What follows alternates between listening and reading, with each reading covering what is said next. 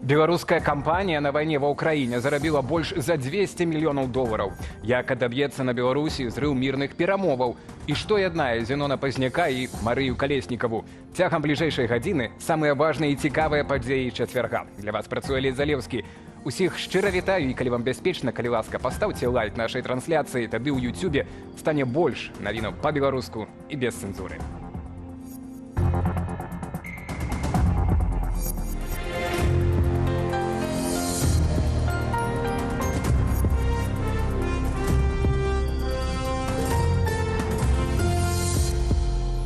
З аднаго боку Apple, Tesla і Samsung, а з другога прадпрыемствы расійскай вайсковай прамысловасці. Такая разнастайнасць сярод кліентаў беларускай кампаніі «Изавак». Як высветлілі журналісты беларускага расследавальніцкага цэнтру ў супрацы з калегамі, на вайне кампанія з Беларусі зарабіла сотні мільёнаў долараў. Зрэшты, не толькі яна. Працяг тэмы ў Алеся Яшчынкі. Прадпрыемства, вытворчасцю якога сапраўды можна было б ганарыцца, дзякуючы тэхналогіям беларускай кампаніі «Изавак», што займаецца вакуумнымі тэхналогіямі, паўставалі сэнсарныя экраны для айфонаў і айпэдаў. У 2020-м на «Изавак» прыходзілася пятая частка сусветнага рынку паставак адпаведнага абсталявання. Сярод партнёраў Tesla, Samsung, LG, Sharp ды іншыя сусветныя гіганты. Кампанія разрасталася. Мы растим какую-то технологию отдельно, она не слишком сильно связана с нашей ключевой. С основной деятельностью. Да, то есть она, естественно, связана каким-то технологическим базисом, но все равно это немножко другой бизнес. Мы выращиваем до определенного момента, а потом выделяем это в отдельную компанию. На некалькі такіх кампаніяў увагу звярнулі журналісты беларускага расследавальніцкага цэнтру. У нас есть ООО «Изавак» в Беларуси, у нас есть ООО «Инжиниринг Групп» в России, у нас есть iPhotonics UAB в Литве. И это вот основные компании, которые мы рассматриваем. Также у нас есть «Изотек М». Як высветлілі журналісты БРЦ ў супрацы з калегамі з іншых медыяў ды арганізацыяў, у снежні 23-го кампанія «Изотек М» прадала расійскай фірме NMTech сістэму плазменнага траўлення амерыканскай гандлёвай маркі Applied Materials. Такое абсталяванне выкарыстоўваюць для вытворчасці мікрачыпаў. То бок для Расіі гэта дэфіцытны і важны кампанент вайсковай тэхнікі. Во-первых, сама установка, которую поставила компания «Изотек М», является объектом правил экспортного контроля США, то есть ее запрещено поставлять в Россию и в Беларусь. И второй момент, что компания, получатель этой установки, находилась под санкциями США. Як падлічылі журналісты-расследавальнікі, з часу поўнамаштабнага ўварвання Расіі ва ўкраіну 6 кампаніяў групы «Изавак» атрымалі ад фірмаў, што працуюць на расійскую вайсковую прамысловасць, каля 200 мільёнаў долараў. Совместно с нашими российскими партнерами мы определили критически важную элементную базу для освоения. Все это легло в основу программы развития микроэлектронной промышленности. Гэта Лукашенко прамовіў сёлета ў лютым пры наведванні Менскага інтэгралу. Адметна, што ад траціны да паловы мікрасхемаў, якія расейцы выкарыстоўваюць у ракетах і кіраваных авіябомбах, вытворчасці менавіта гэтага менскага прадпрыемства. Паводле таго ж беларускага расследавальніцкага цэнтру з верасня 2022 да чэрвеня 2024 беларускія кампаніі прадалі расейцам мікрасхемаў больш як на 125 мільёнаў долараў, і на гэтым праца на расійскую военную машину не заканчивается. В расследовании про производство прицелов для бронетанковой техники мы показали схему, которая насчитывает более 40 белорусских предприятий, которые вовлечены в производство прицелов для модернизации бронетанковой техники.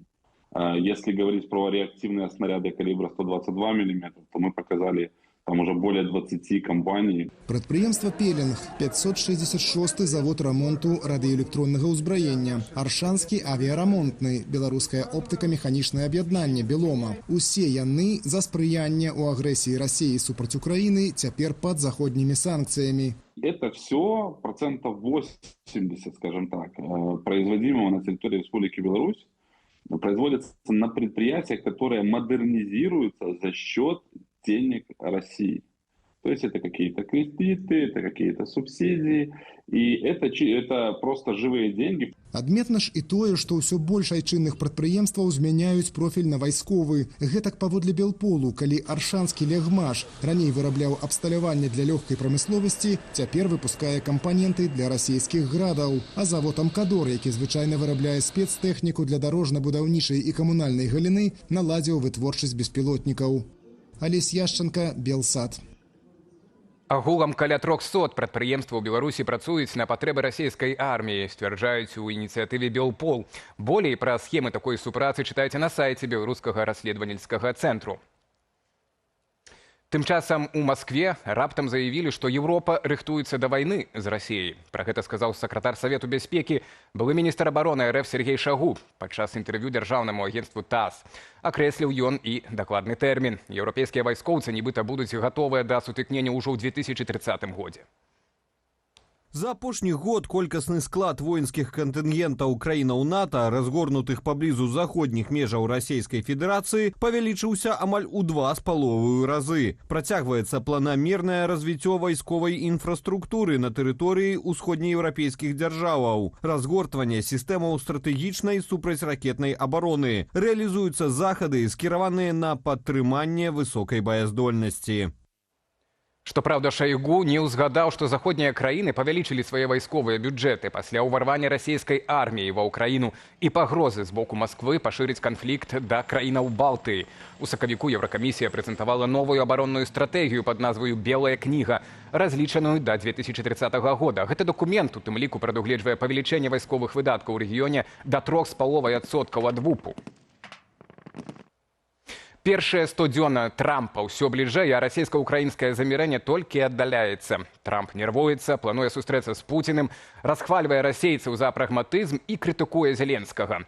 Той у адказ стрымана кпіць з трампаўскай зменлівасці адносна тэрытарыяльнай цэласнасці ўкраіны. Але галоўнае пытанне застаецца, ці працягне Трамп пасля першых паразаў свае міратворчыя высілкі. Антон Бяздольны. Американскі прэзідэнт Дональд Трамп у сацыяльнай сетцы Truth Social раскрытыкаваў заяву Владимира Зеленскага пра тое, што Украіна ніколі не прызнае Крым расійскім. Гэтая заява вельмі шкодная для мірных перамоваў з Расіяй, бо Крым быў страчаны шмат гадоў таму пры прэзідэнце Бараку Абаму і нават не ёсць прадметам абмеркавання. Ніхто не просіць Зеленскага прызнаць Крым расійскай тэрыторыяй. Але калі ён хоча Крым, чаму яны не змагаліся за яго 11 гадоў таму, калі ён быў перададзены Расіі без адзінага стрэлу? Украінскага прэзідэнта ён назваў чалавекам без картаў на руках, які хоча працягнуць забойствы. Пазней у той жа дзень у размове з журналістамі ў Белым доме Трамп далей крытыкаваў Зеленскага. Мы павінны заключыць сделку з Зеленскім, і я спадзяваўся, што з Зеленскім будзе лягчэй дамовіцца. Пакуль што гэта было складаней, але гэта нармальна, усё ў парадку. У той жа час амерыканскі прэзідэнт згадаў, што ЗША ўжо маюць угоду з Расіяй, але на прадмет чаго не раскрыў. Договорился, видимо, Уитков. Он посчитал, что это приемлемый компромисс, что, мол, вот Украина, что Россия требует не 5 регионов, а только 1 в качестве признания. И это оптимальный компромисс. Вот так он думает.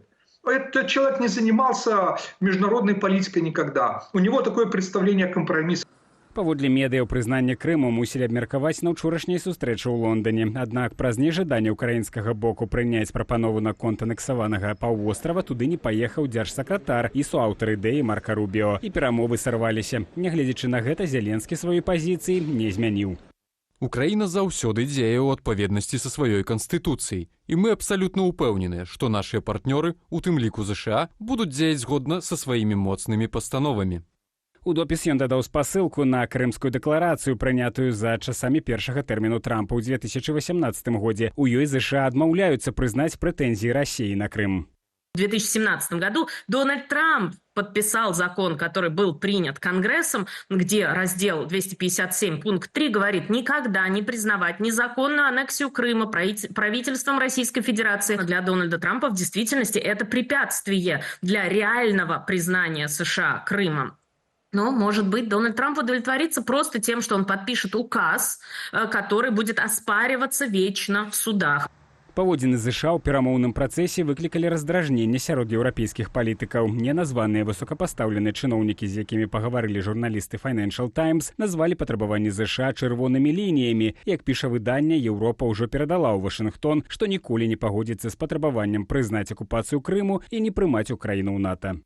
Вот Европа, чтобы обеспечивала собственную безопасность, без оглядки на США, чтобы Европа занималась собственной безопасностью. Это главное желание Дональда Трампа. Ну и вот отсутствие Марко Рубио – это еще одно такое добавление в копилку самостоятельности Европы и того, что США не будут так активно присутствовать.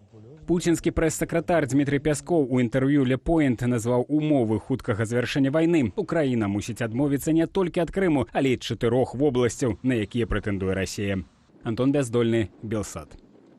Як зрыў мірных перамоваў і зацягванне вайны ва ўкраіне адаб'ецца на Беларусі, даслоўна праз 15 хвілінаў у студыі Белсат абмяркуем з амерыканістам Антонам Пеньковскім. Тым часам Расія ўначы нанесла масаваны паветраны удар па гарадах Украіны. Гэтак у Кіеве ў выніку атакі загінулі прынамсі 9 асобаў, дзясяткі параненыя. Назаўтра, 25 красавіка, мясцовыя ўлады абвясцілі жалобу. Ратавальныя працы працягваюцца, бо дасюль пад заваламі могуць заставацца людзі. Падрабязнасці ў наступным матэрыяле. Гэтак выглядаў Кіеў у ноч на 24 красавіка падчас масаванага ўдару расійскімі ракетамі і дронамі. Удары прыйшліся на розныя раёны украінскай сталіцы. Жыхары, якія ўжо прывыклі да сталых абстрэлаў, масава хаваліся ў метро. Атакі не пакінулі без каментара ў Крамлі. Вы знаете, что имело место пасхальное перемирие? Оно завершилось. Сейчас наши военные продолжают выполнение своих задач, которые поставлены перед ними Верховным главнокомандующим. И в рамках этого продолжают наносить удары по военным и околовоенным целям. Як выглядаюць ваенныя цэлі Крамля, добра відаць з кадраў са Святошынскага раёну Кіева. Там разбураны практычна цэлы жылы квартал. Людзей адкопвалі з-пад завалаў. Ратавальныя працы працягнуліся і раніцаю. Просто одна волна, другая волна, у нас повылетали полностью все окна, двери, стены. Человека с сыном вынесло чуть бы на другую сторону. Украінскія вайскоўцы паведамілі, што гэтую ноччу Расія запусціла па гарадах краіны 70 ракетаў і 145 баявых беспілотнікаў. Эксперты правялі дэталёвы разбор, апублікаваўшы мапу палёту аб'ектаў. Паводле аналітыкаў Defense Express, сярод іх былі паўночна-карэйскія балістычныя ракеты КН-23. З траекторыі відаць, як яны дакладна заходзілі на цэлі ў жылых раёнах. Мы бачым, што проста не стае сілаў паветранай абароны, каб збіваць столькі ракетаў і беспілотнікаў. Больш за тое, можна казаць і пра беспілотнікі, якія ўжо маюць большую хуткасць, як, напрыклад, паўгода таму. Акрамя Кіева пад масаваныя ракетна-дронавыя атакі расійскіх войскаў трапіў Харкаў. Па ім выпусцілі 10 ракетаў і 14 шагадаў. Абстралялі Хмяльніцкі, Жытомір, Запорожжа, а таксама Днепрапятроўскую, Палтаўскую і Сумскую вобласці. Ірына Юрыва, Алексей Стеценко, Белсат.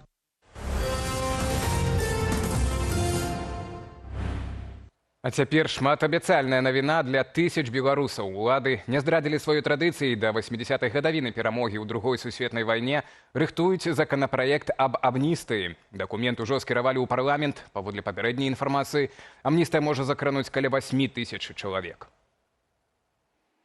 Як і ў мінулыя гады, трапяць у спісы на амністыю асобы на пэўных умовах. Поўнае пакрыццё шкоды і станоўчая характарыстыка паводзінаў. Сярод галоўных навінак магчымасць вызваліць асобаў з пэўнымі захворваннямі, а таксама замяніць тэрмін на больш мяккае пакаранне асобам старэйшым за 70 гадоў і асуджаным упершыню. Таксама амністыя закране тых, хто адбывае пакаранне за злачынствы з неасцярожнасці, што прывялі да гібелі чалавека. Для іх тэрмін могуць скараціць на год. Упершыню за доўгі час улады дапусцілі, што амністыя можа закрануць і асобаў, асуджаных за наркатычныя злачынствы. Раней гэта лічылася немагчымым. Аднак палітычных вязняў, як і раней, у спіс вызваленых не залучаюць. Такая амністыя традыцыйна прымалася ў Беларусі да кожнага юбілейнага года перамогі, пачынаючы з 1995-га. На жаль, амністыя не азначае спынення рэпрэсіяў. У Дзяржынску сілавікі учынілі ператрусы. Паводле праваабарончага цэнтру «Вясна» гэтым разам пад удар збольшага трапілі тыя, хто ўжо даўно за мяжою. Вядома, як мінімум пра 4 такія выпадкі. Аднак і тыя, хто застаўся ў краіне, не пазбеглі ператрусаў. Праваабаронцы паведамляюць, што сілавікі праводзілі дзеянні без якой-кольвек працэсуальнай празрыстасці. Пратаколы складалі ў адным асобніку, падпісаных копіяў на рукі не выдавалі. Гэта не першая хваля пераследу ў Дзяржынску. На мінулым тыдні таксама паведамлялася пра затрыманні. Падставаю сталіся ўдзелу ў мірных акцыях пратэсту пасля сфальсіфікаваных выбараў 2020 года. Заведзеныя справы паводле 342 артыкулу арганізацыі рыхтавання дзеянняў, што груба парушаюць грамадскі парадак.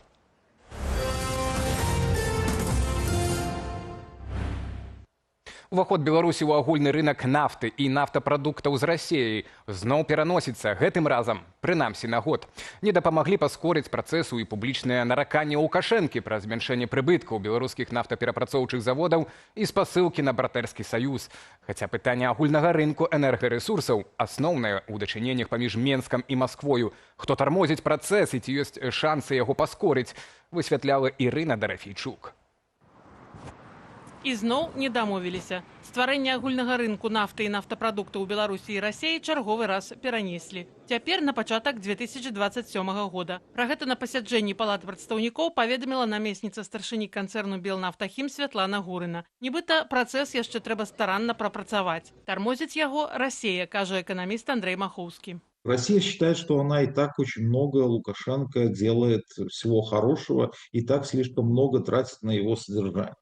Вот, поэтому, получить еще там каких-то конкурентов вот в лице белорусских НПЗ, да, которые будут продавать нефть, зачем это надо России сейчас? Афіцыйны Менск пра тое, каб атрымліваць расійскую нафту на тых жа умовах, што і расійскія заводы, просіць даўно. Паводле папярэдніх планаў, агульны нафтавы рынак Расіі і Беларусі меў запрацаваць не пазней за 2025 год. Лукашенко ўжо не стрымлівае эмоцыяў. Мы подписали договор о формировании объединенного рынка электрической энергии. Это хороший шаг, но надо дальше двигаться. Что вы держитесь за нефть, газ, особенно же? У вас же девать их некуда.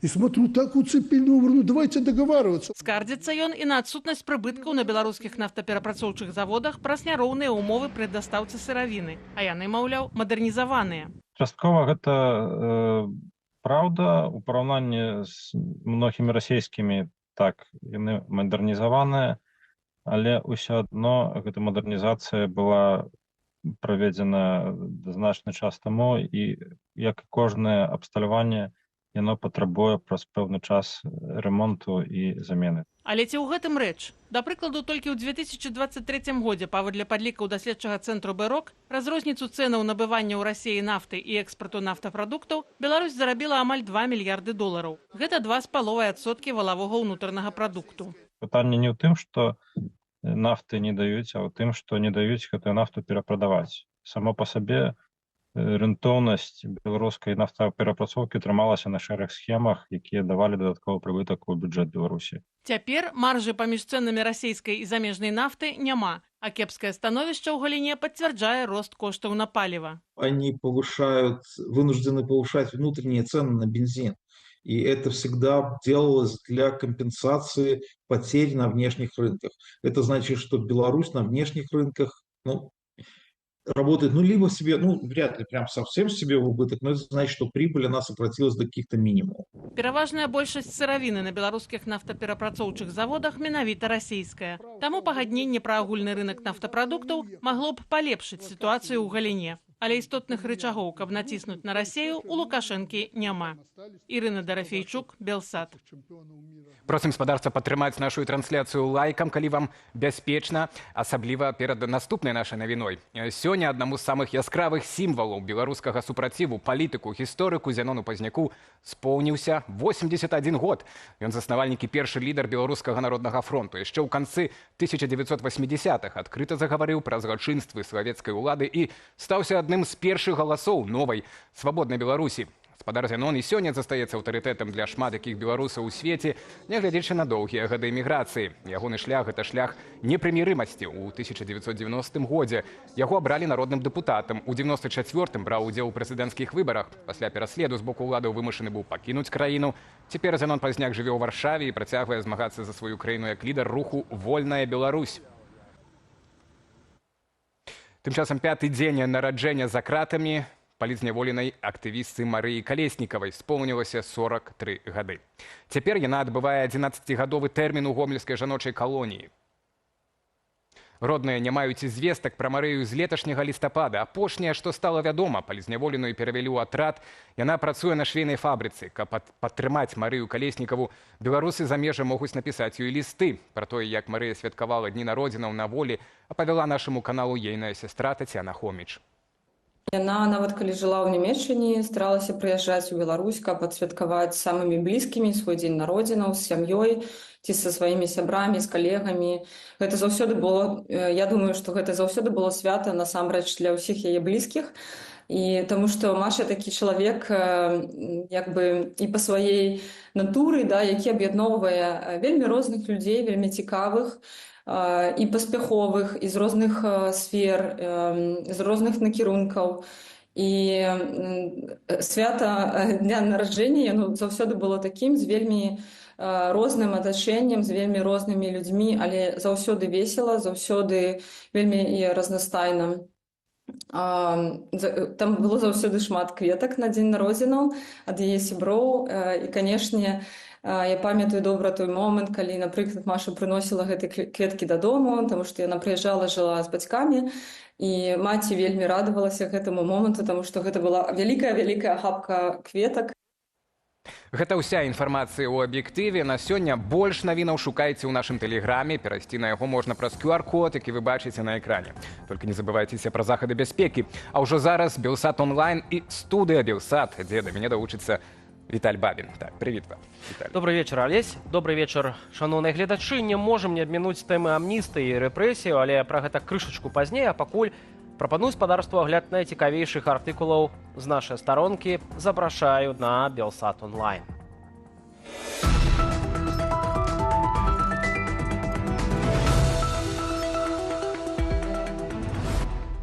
Нацыянальны банк Беларусі актывізаваў фінансавы курс на рост эканомікі. Банкам даручана выдаваць прадпрыемствам танныя інвестыцыйныя крэдыты. Сродкі мусяць працаваць на развіццё, абсталяванне, новыя тэхналогіі, вытворчасць.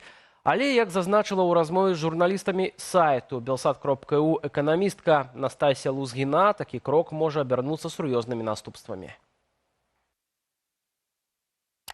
Фінансавым установам прапанавалі зніжаць стаўкі крэдытаў, што афіцыйна называюць інвестыцыйнымі. У выніку грошы стануць больш даступнымі для бізнесу. Паводле Настасі Лузгіной, банкі будуць намагацца выканаць паказнікі росту крэдытавання і ў пэўнай ступені могуць больш лаяльна ставіцца да выдавання грошай на тыя праекты, якім раней маглі падмовіць. Гэта можа быць абумоўлена імкненнем банкаў выканаць план у варунках, калі не так шмат праектаў могуць цяпер прынесці хуткую аддачу. Таму не выключана, што пазыкі стануць выдаваць нават сумнеўным ініцыятывам. Праз гэта паўстае рызыка фінансавага перагрэву і, як вынік, банкаўскага або нават эканамічнага крызісу. Падрабязней на нашым сайце.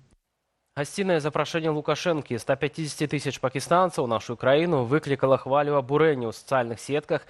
Людзі занепакоеныя, маўляў, можа вырасці ўзровень злачыннасці. Яшчэ больш падставаў гэтак меркаваць з'явілася ў беларусаў пасля нядаўняй бойкі замежных студэнтаў у Гомлі.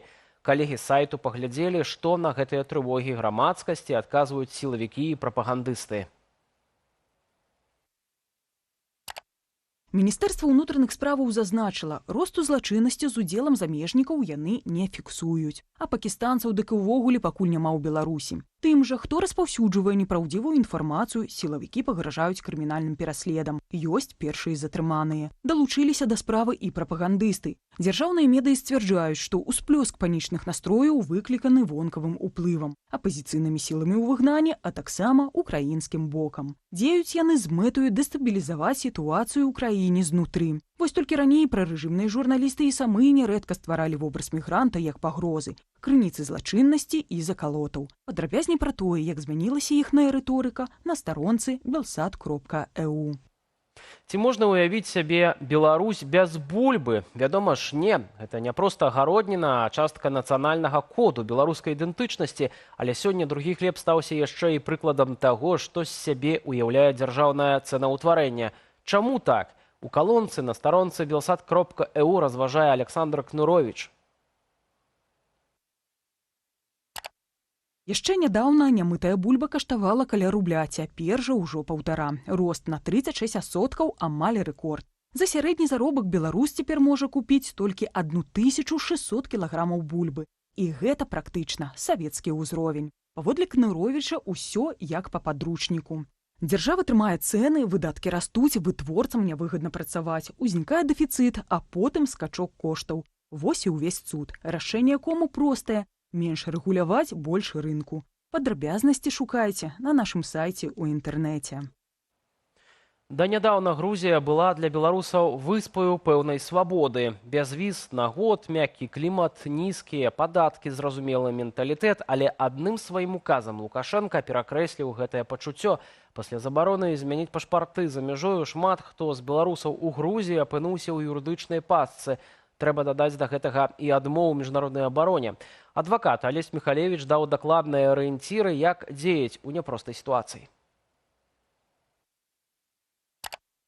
Калі пашпарт заканчваецца, перад чалавекам фактычна паўстае выбар: рызыкнуць і паехаць у Беларусь або тэрмінова пераязджаць у іншую краіну.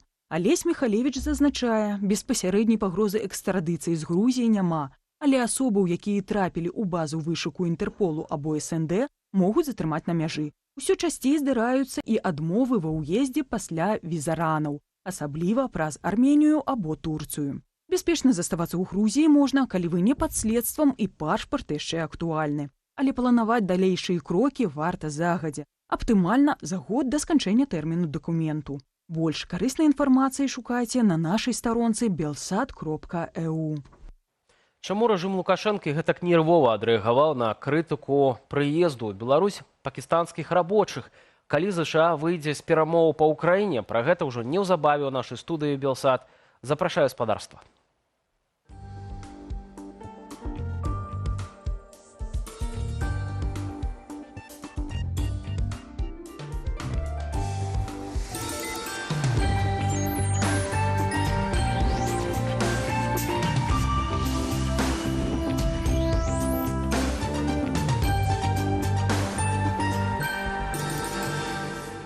Гэта студыя Белсат, нас глядзіць амаль 250 чалавек, але лайкаў недастаткова, калі ласка, паднацісніце. Тым больш у нас сёння такія тэмы не толькі міжнародныя, пра якія мы будзем размаўляць не толькі пра перамір'я і падзеі ў Беларусі. У тым ліку адна з прыватных кампаніяў беларускіх зарабіла на вайне ва ўкраіне амаль 200 мільёнаў долараў, і адпаведна у нашым чаце пад трансляцыяй, заходзьце, калі ласка, туды, ёсць і адпаведная ананімная пытанка, таму кожны можа прыняць удзел. Што рабіць, калі твоё прадпрыемства працуе для расійскай арміі? Такіх прадпрыемстваў можа быць сотні ў нашай краіне паводле розных кшталтаў расследаванняў. Ну і ёсць варыянты адказаў. Калі хочаце паглядзець вынікі, калі ласка, заходзьце і галасуйце.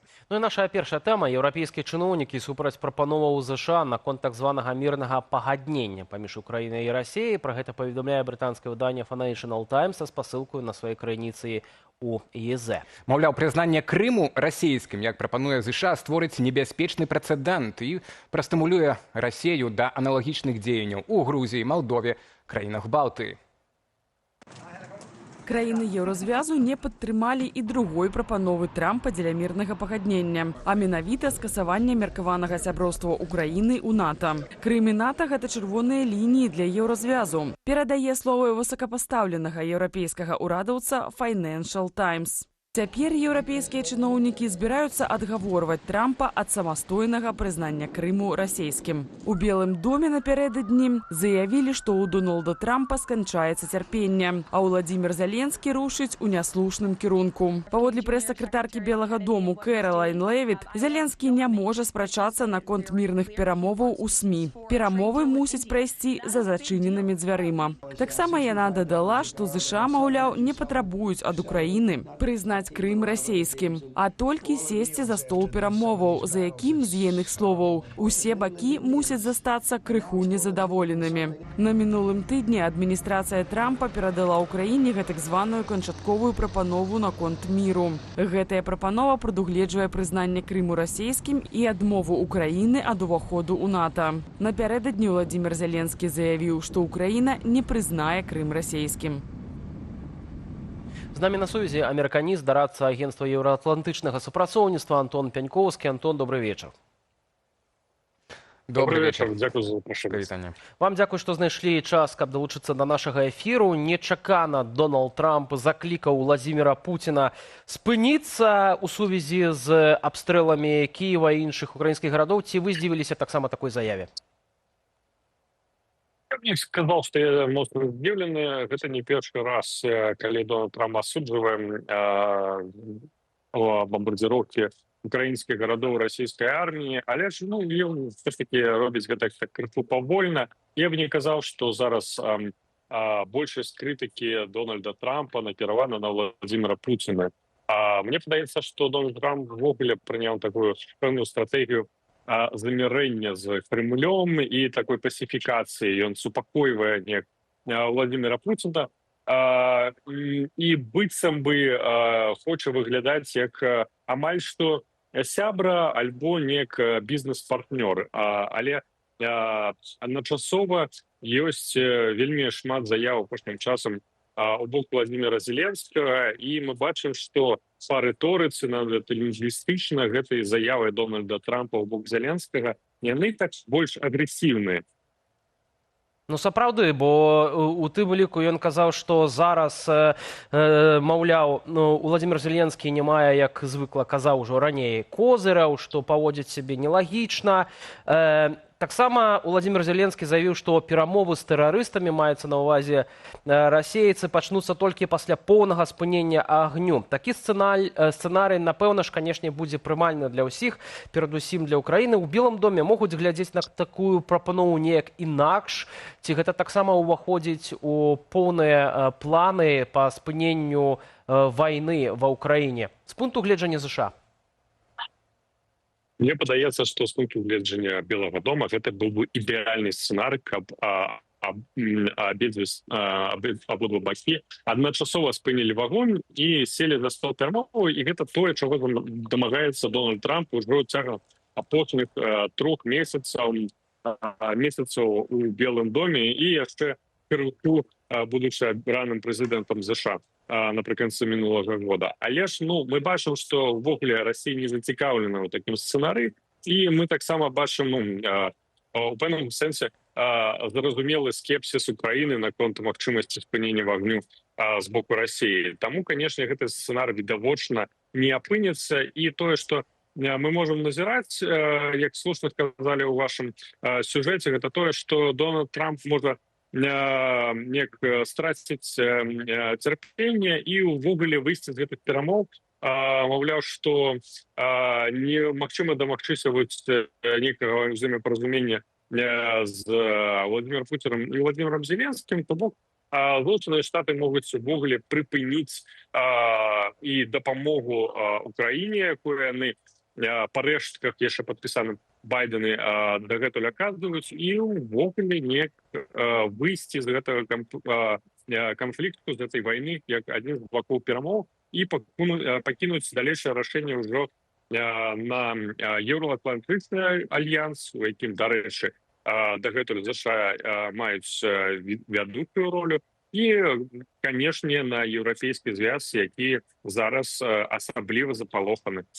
Я нагадаю, што на наступным тыдні ў сераду сканчваецца гэты тэрмін 100 дзён, у які Дональд Трамп зноў-такі абяцаў прыпыніць гэтую вайну. З гэтага, я мяркую, ўсё ж такі да серады дасягнуць будзе вельмі складана. Ну і, канешне, калі зноў-такі пэўныя тэрміны скончацца, ён можа ўвогуле сканцэнтравацца на сваёй унутранай павестцы і тых эканамічных праблемах, якія зараз мае амерыканскае грамадства. Спадар Антон, вось вы кажаце, што дачакацца серады, а многія эксперты і палітыкі ўжо кажуць, што Трамп фактычна выходзіць з гэтага працэсу перамоўнага, і пра гэта сведчыць тое, што ў Лондан так і не прыехаў дзяржсакратар ЗША ўчора. Таму фактычна гэты раунд перамоваў, які ішоў апошнія тыдні, ужо за намі, пра яго трэба забыць і шукаць нейкую новую канфігурацыю і магчымасці для такой перамірнай дамовы. Як вы лічыце, ці гэта так, па-першае, і па-другое, пытанне, калі все-таки фактычна цяпер сарваныя гэтыя перамовы мірныя, і нас зноў чакаюць месяцы гэтых перамоваў, а паралельна будзе ісці вайна, што гэта значыць для Беларусі, для Лукашэнкі, ці асобна ці разам лепш, каб вайна працягвалася, ці каб перамір'е вось як мага хутчэй наступіла? Мне все ж таки падаецца, што на дадзены момант яшчэ нейкае ўдзел Злучаных Штатаў у перамоўчым працэсе яшчэ ёсць, яшчэ адбываецца. Мне падаецца, усе гэтыя публічныя дэмаршы, усе гэтыя публічныя заявы, гэта пэўная стратэгія ціску Белага дома, больш за ўсё, канешне, на Владимира Зеленскага, таму што пэўных інструментаў ціску на Расію, акрамя вось гэтых жудасных санкцый, якія яны ўсё абяцаюць накласці на Крэмль, мы зараз не бачым. Все ж таки гэта такая вось тая самая агрэсіўная стратэгія перамоваў, якая, як сам по сабе кажа Дональд Трамп, яму прынесла поспех у яго бізнесовых ініцыятывах. Ну і гэта ён дакладна піша ў сваіх сачыненнях. Адначасова, калі адказваць на другую палову вашего пытання, як гэта можа паўплываць на наш рэгіён і на Беларусь, гэта вельмі складана зараз уявіць, як еўрапейскі звяз у адзін бок можа выцягнуць дапамогу Украіне. На жаль, еўрапейская індустрыя, еўрапейская інфраструктура абарончай прамысловасці зараз яшчэ толькі абуджаецца.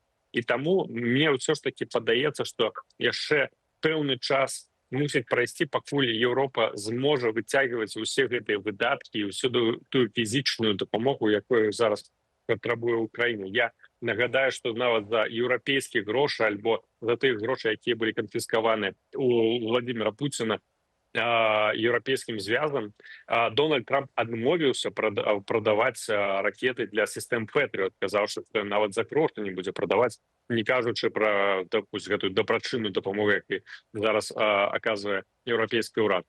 Тое, што мы можам зараз назіраць, гэта пагаршэнне сітуацыі для краін Балтыі, яны будуць адкрываць ўсё больш і больш небяспекі з боку Расіі. Ну і гэта тое, што кажуць зараз урады Польши, Літвы, Латвіі, Эстоніі про тое, што з боку Расіі і Беларусі, якія проксі, будзе ўсё больш і больш правакацый, ўсё больш і больш небяспекі. То бок для Беларусі мы можам чакаць вось гэтую пэўную яшчэ большае пагаршэнне ізаляцыі і некае яшчэ большае напружванне на мяжы, якое, канешне, можа прывесці да сур'ёзных наступстваў у кейсах пэўных правакацыяў, нават калі нейкія расійскія альбо беларускія проксі спрабуюць неяк праверыць еўрапейскую інфраструктуру бяспекі. На ваш погляд, гэта можа адбыцца ўжо гэтай восенню падчас вучэнняў Захад-2025? Я тут не упэўнены, я ўсё ж таки не з'яўляюся профільным вайсковым экспертам, але ж ўсё ж таки кожны раз, калі гэтыя вучэнні адбываюцца на тэрыторыі Беларусі, я назіраў апошнія дзесяцігоддзі за тым, як яны праходзілі, кожны раз яны ўключалі ў сабе пэўныя кампаненты правакацый, неяк праверыць, як еўрапейскі звяз і НАТО будуць адказваць на пэўныя правакацыйныя дзеянні расійскіх войскаў на тэрыторыі Беларусі. Таму мне ўсё ж таки падаецца, што пэўнае напружанне гэтай восенню мы мусім чакаць. Антон, такое пытанне адносна вызначэння Крыма. Я ведаю, што падчас першай кадэнцыі Дональда Трампа тагачасны сакратар дзяржаўны ЗША Марко Пампео казаў, што ЗША ніколі не прызнаюць Крым расійскім.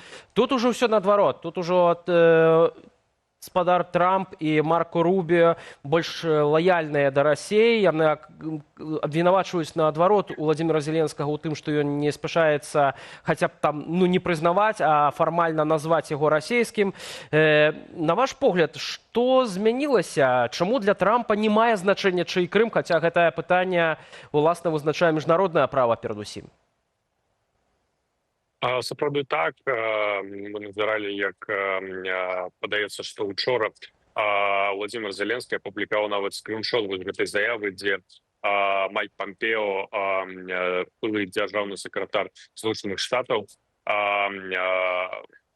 выказвае пазіцыю Злучаных Штатаў наконт Крыма, што Злучаныя Штаты ніколі не прызнаюць Крым расійскім. І гэтая заява адбылася ўжо 7 год таму. Я нагадаю, што за апошнія 3 месяцы Дональд Трамп уже некалькі разоў адмаўляўся ад сваіх слоў, якія ён казаў тыдзень до таго. Я ўсё ж таки упэўнены, што нават калі логіка Владимира Зеленскага, які апелюе вось да гэтых слоў Майка Помпео, прабачце, былога дзяржсакратара кадэнцыі Трампа, гэтая логіка бездакорная, але ж мне ўсё ж таки падаецца, што гэты аргумент не спрацуе. Дональд Трамп не мае ніякіх праблемаў з тым, каб адмаўляцца ад сваіх слоў, ну і, конечно, адмаўляцца ад слова свайго чынавенства было адміністрацыі. Зараз адміністрацыя Дональда Трампа больш агрэсіўная, яна змяніла сваю рыторыку у параўнанні з мінулай адміністрацыі. І увогуле тое, што мы зараз назіраем, гэта вельмі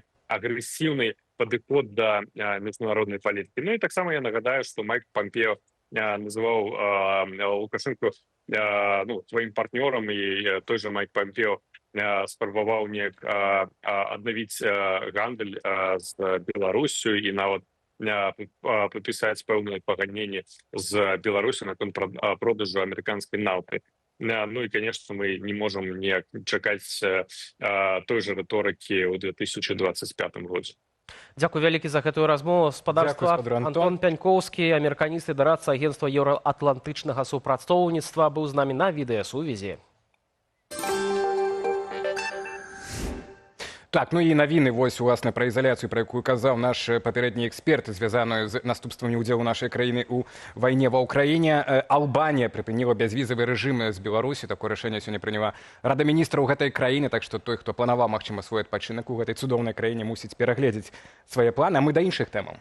Рэжым Лукашэнка рыхтуе вялікую амністыю да 80-годдзя перамогі. Пад яе трапяць нават 8 тысяч асуджаных. Сярод умоваў для яе гэта поўнае пакрыццё шкоды і станоўчая характарыстыка ў перыяд адбыцця пакарання. Палітычныя вязні, як і раней, пад амністыю не трапляюць. Палітычны ціск у краіне ў той жа час набірае абароты. Працягваецца ціск на жыхароў Дзяржынску. Апошнімі днямі сілавікі правялі ператрусы на месцы прапіскі асобаў, якія з'ехалі з краіны. Праваабаронцам вядомыя выпадкі ператрусаў у тых жыхароў Дзяржынску, хто нікуды не з'язджаў. Імаверна, гэта працяг той хвалі рэпрэсіяў, якая ахапіла горад яшчэ на мінулым тыдні. Тады сілавікі ладзілі ператрусы ў меркаваных удзельнікаў пратэстаў з 2020 года. Пераслед зазналі і беларусы, якія пакідалі каментары наконт запрашэння 150 тысяч пакістанцаў на працу ў Беларусь. Міліцыя апублікавала відэа з затрыманымі хлопцам і дзяўчынай. Іх прымусілі на камеру прасіць прабачэння за распаўсюд фэйкаў і, цытата, «гнеўныя каментары на адрас жыхароў цудоўнай краіны Пакістану». Яшчэ адной ахвярою сілавікоў стаўся евангельскі пастар з Хойніцкага раёну Олег Лойка. Яго затрымалі ў межах крымінальнай справы за нібыта распаўсюд звестак пра перамяшчэнне расійскай вайсковай тэхнікі. Летась у снежні пастар ужо адседзеў 10 сотняў за распаўсюд экстрэмізму. На сувязі праваабаронца вясны Алесь Буракоў. Спадар Алесь, вітаем вас. Добрый вечар. Прывітанне, Алесь.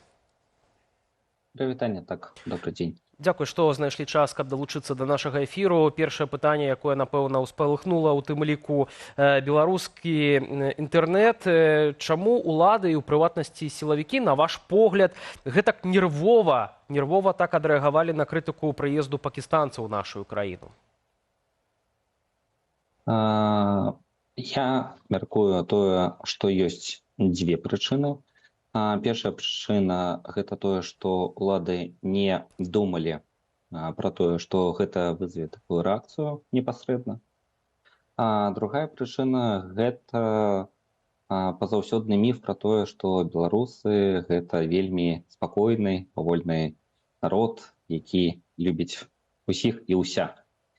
Звычайна, калі прапаганда, дарэчы, у тым ліку карміла беларуская прапаганда карміла рознымі сказкамі пра тое, што вось там Нямецчыну, Францыю і іншыя дзяржавы захапліваюць розныя мігранты з большай часткі мусульманскіх краінаў. Ну, відавочна, што беларусы гэты наратыў успрынялі і яны адрэагавалі то, як і не то, што павінны, а то, як мусіла адрэагаваць тое грамадства, якое непасрэдна гэтымі наратывамі кармілася. Разам з тым бачым, што затрымліваюць апошні час людзей самых розных, у тым ліку святароў, і гэта ў той час, калі вось памёр папа рымскі, і калі рэжым Лукашэнкі намагаўся ўвесь час нейкім чынам наладзіць стасункі з Ватыканам. Таксама затрымалі святара з Хойніцкага раёну і евангеліста Олегу Лойку. Ці тут ёсць нейкая логіка, спадар Алесь? Чаму гэта ўсё без разбору так, і ці адмыслова ўсё-такі вырашылі таксама яшчэ раз паказаць, што нават святароў будуць і надалей рэпрэсаваць, затрымліваць, заводзіць крымінальныя справы? Ну, як мне падаецца, менавіта мне, тут логіка тая самая, якая была і ў 20-м, і 21-м, і ва ўсіх астатніх гадах. Увогуле затрымліваюць усіх тых людзей, якія могуць якімсьці чынам мабілізаваць людзей. Ці можа каталіцкі святар мабілізаваць людзей? Ну, відавочна, напэўна, так. Нават праваслаўны святар таксама цалкам можа. Але паколькі праваслаўны святар у Беларусі гэта ўсё ж такі так ці інакш стаўленік расійскай праваслаўнай царквы, у адрозненне ад каталіцкай, то менавіта гэты дахоп каталіцкіх святароў, ён цалкам укладваецца проста ў тую парадыгму, якая існуе ўжо 5 год у Беларусі. Спадару Алесь, у меня еще трошки іншае пытанне з іншай плоскасці. Так, у нас сёння в чаце трансляцыі ёсць апытанка, заклікаю далучацца да яе, ну і ставіць лайки, натуральна. Пытанне такое, што рабіць, калі твоё прадпрыемства працуе для расійскай арміі, так, для патрэбаў вайны ва ўкраіне. І у нас сёння быў вялікі матэрыял пра тое, як адна з беларускіх кампаній амаль $200 мільёнаў зарабіла на вайне. Ну і сотні прадпрыемстваў паводле расследавальнікаў і арганізацыі Байпол абслугоўваюць фактычна ваенна-прамысловы комплекс Расіі. І адпаведна тысячы беларусаў працуюць у гэтых арганізацыях, прадпрыемствах і не ведаюць, што рабіць, якія вашы варыянты. Ну, мы прапануем такія: звальняцца ў знак пратэсту. А які выбар? Можа быць іншай працы ў Беларусі, ці шукаць працу і звальняцца па-ціхаму. Ну і варыянт не бачу ў гэтым нічога кепскага. Што вы можаце параіць такім людзям? Ці шукаць новую працу? Ці не будзе пасля, ведаеце, пасля кожнай вайны такое здараецца, вялікай вайны маю на ўвазе, калі шукаюць ворагу, хто там на каго, як працаваў, каму дапамагаў гэты час? Гэта вельмі цяжкае пытанне, і я не суддзя, каб штосьці ўвогуле раіць. Сапраўды, калі ёсць нейкае прадпрыемства, якое, як вы разумееце, працуе на карысць Расійскай Федэрацыі, Крамля, у першую чаргу, і якое дапамагае забіваць людзей, ну, напэўна, лепшым выйсцем было б ўсё ж такі магчыма пакінуць гэтае месца працы. Але тут трэба ж улічваць, што людзі, якія працуюць на гэтым месцы працы, нават калі яны здаюцца такімі пытаннямі, у некаторых ёсць сем'і, ёсць дзеці, і гэта вельмі цяжка, асабліва у дачынення да апошніх навінаў, што не будзеце працаваць вы, будуць працаваць, напрыклад, некаторыя вельмі добрыя людзі з іншых краін. Таму калі вы сапраўды сумленны шчыры чалавек, то да, пакідаць месца працы, знаходзіць іншае. Ці можна знайсці іншае месца працы ў Беларусі, я, шчыра кажучы, не ведаю. 200 тысяч вакансій, до речі, ёсць, што, праўда, розныя там заробкі. Спадар Алесь, зараз ведаем, што хваля ператрусу адбылася ў Дзяржынску. Як праходзяць, па вашым сведчанням, вось апошнія затрыманні, ператрусы, прыходзяць у тым ліку да сем'яў тых людзей, якія выехалі з Беларусі, якія не жывуць, альбо калі вярнуліся? Што пытаюць? Бо з таго, што я ведаю асабіста, пытаюцца, напрыклад, калі вернецца гэты чалавек, чым ён займаецца. Ну так гэта і так, я думаю, сілавікам усё вядома. Да, гэта вельмі добрае пытанне.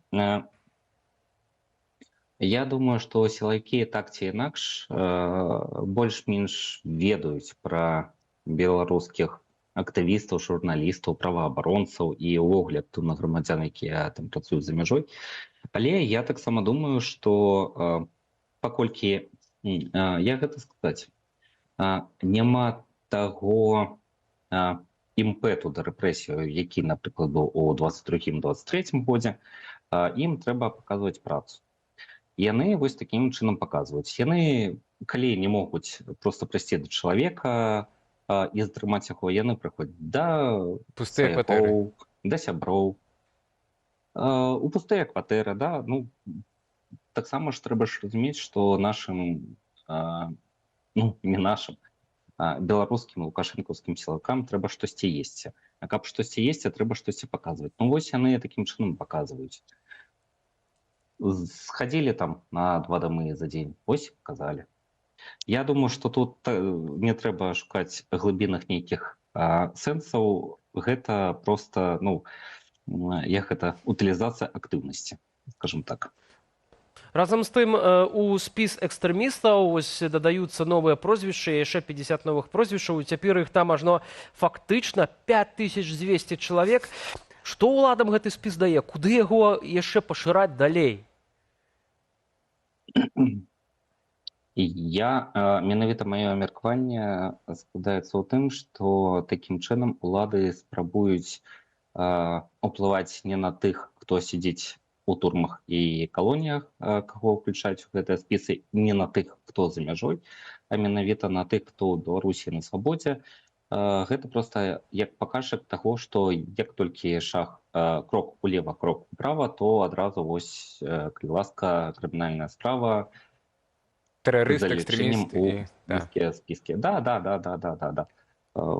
Яны проста такім чынам б'юць табурэткай па мухе, што называецца. Яшчэ адно пытанне. У краіне спадараліся яшчэ вось акурат у Беларусі праваабаронцы, у тым ліку вясны, ўсё ж раяць мець адваката на выпадак рознага кшталту выклікаў у сілавыя структуры. Чаму гэта па-ранейшаму застаецца важным, хаця інстытут незалежнай адвакатуры фактычна ў Беларусі знішчаны? Ну, як беларускі праваабаронца, я б, канешне, не хацеў бы адказваць на гэта пытанне. Адкажу так. Калі ёсць адвакат, ёсць хоць нейкая сувязь з тым чалавекам, які за кратамі. Нават калі гэта вельмі дрэнна і вельмі двухсэнсоўны, умоўна кажучы, адвакат. Проста простое, што калі чалавек за кратамі, пра яго, нават калі адвакат не выконвае свае функцыі як адвакат, менавіта як абаронца чалавека, ён ўсё ж такі так ці інакш можа быць крыніцай інфармацыі. І гэта таксама вельмі важна, у тым ліку і ў першую чаргу для сваякоў.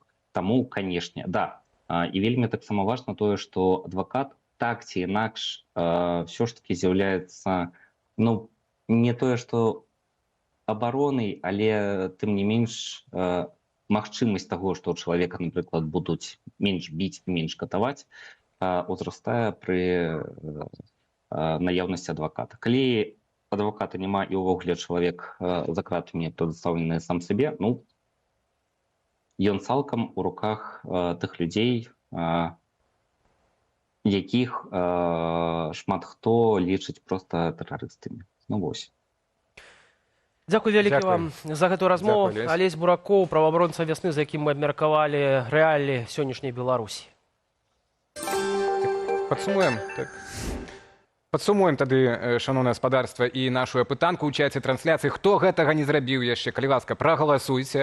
Пытанка ананімная і ніякіх наступстваў нам вядомых, прынамсі, быць не можа, калі вы ў Беларусі. А вось лайк ставіць ці пісаць каментары, тут ужо трымайцеся захадаў бяспекі. Дык вось, пытанне, што рабіць, калі твоё прадпрыемства працуе для расійскай арміі? У Беларусі сотні, магчыма, такіх прадпрыемстваў. Ну і самае папулярнае адказ – шукаць працу і звальняцца па-ціхаму. В прынцыпе, што і казаў наш папярэдні эксперт. На другім месцы, толькі 23%, там было 60 амаль што, звальняцца гучна у знак пратэсту. Ну і на трэцім, які выбар іншай працы ў Беларусі, 14% так адказала. Будзем вяртацца, натуральна, да этого пытання. Ну а сёння свой 81-й дзень народзінаў святкуе знаны беларускі палітык, лідар руху «Вольная Беларусь» Зенон Пазняк. Год таму мы записывали з ім вялікае інтэрв'ю. Паглядзець яго цалкам можна на нашым YouTube-канале Белсат Ньюс. А зараз давайте паглядзім невялікі кавалак з той размовы, дзе Зенон Пазняк адказвае на пытанне пра свой сакрэт поспеху. Я живу звычайна, як усе людзі. Звычайна, нават, я б сказаў бы, праводжу нездоровый образ жыцця.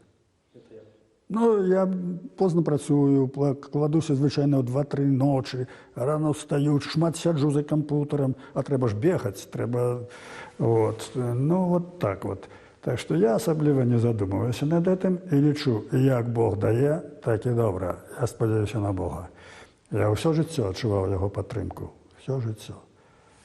Я адчуваю весь час. Так што я лічу, што толькі Богу павінен падзякаваць, што я дажыў до 80, ну яшчэ не дажыў, дай Боже дажыць. Вот. І за ўсё, што было, за ўсё я ўдзячны Богу. Віншуем Зенона Станіславовича. І зычым яму, канешне, моцнага здароўя, дажыць да 100 гадоў. На гэтым у нас усё. У студыі Белсат дзякую за вашу увагу, упадабанні і каментары. Падпісвайцеся на наш тэлеграм, калі гэта для вас бяспечна. QR-код на вашых экранах. Але не выключайце, не пераключайце. Цяпер прапануем спадарству агляд найцікавейшых публікацыяў з нашых сацыяльных сетак. Белсат онлайн вашай увазе.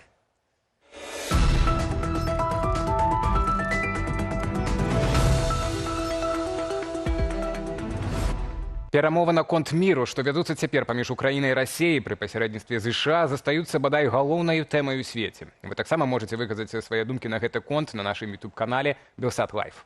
Там ужо распачатае пытанне на тэму, які крок будзе найлепшым для Кіева ва ўмовах, калі США прапануюць дзеля міру прызнаць Крым расійскім. Прэзідэнт Украіны, дарэчы, ужо адхіліў гэтую прапанову з тлумачэннем, што яна парушае суверэнітэт Украіны.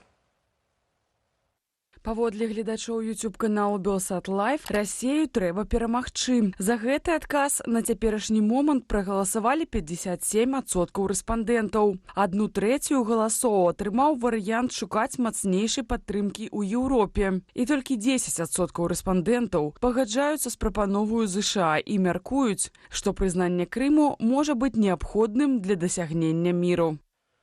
Змяняем тэму. Падручнікі хіміі ў беларускіх школах выключна па-расейску. Маладая настаўніца самастойна перакладае свае навучальныя матэрыялы, каб дзеці маглі атрымліваць веды пра хімію па-беларуску. Відэа пра гэта можна пабачыць на нашым YouTube-канале Белсат Шортс. Усім прывітанне. Я настаўнік хіміі і выкладаю хімію на беларускай мове. І вось некаторыя цяжкасці, з якімі мне прыходзіцца сутыкацца. Настаўніку, які выкладае на беларускай мове, часта неабходна самастойна распрацоўваць розныя заданні, таму што ўсё, што існуе зараз, гэта хутчэй за ўсё матэрыял на рускай мове.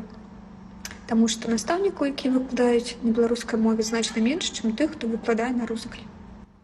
Усе гульні, якія я распрацоўваю, неабходна распрацоўваць на беларускай мове. Нават калі гэта нейкія онлайн-інструменты. Додаткавы матэрыял, які я даю дзецям на уроках, неабходна распрацоўваць на беларускай мове. І таксама самастойныя. І вось такімі карыстацца кніжачкамі прыходзіцца толькі, каб паглядзець якія-то заданні, або неабходна пераводзіць гэтыя зборнікі. Такім чынам, настаўніку, які выкладае на беларускай мове, неабходна або самастойна распрацоўваць некаторыя матэрыялы, або пераводзіць, які ўжо існуюць матэрыялы з рускай мовы на беларускую. Гэта, скажем так, затрачвае некаторы наш час, але я ганаруся тым, што я выкладаю на беларускай мове. Канешне, мае веды не супер ідэальныя, і я імкнуся пашыраць свае веды і асабліва развіваць вуснае маўленне менавіта на беларускай мове. Дзякуй за ўвагу. Сувядоўцам Віктара Шукіловіча ў праграме «Мова на нова» на Белсаце станецца беларускі журналіст Мікіта Мелказёраў. Апошні ў эфіры іншай праграмы «Раніца» з Белсатам патлумачыў, чаму пастанавіў далучыцца да каманды «Мова на нова». Кавалак эфіру паглядзіце на нашай старонцы ў Фейсбуку.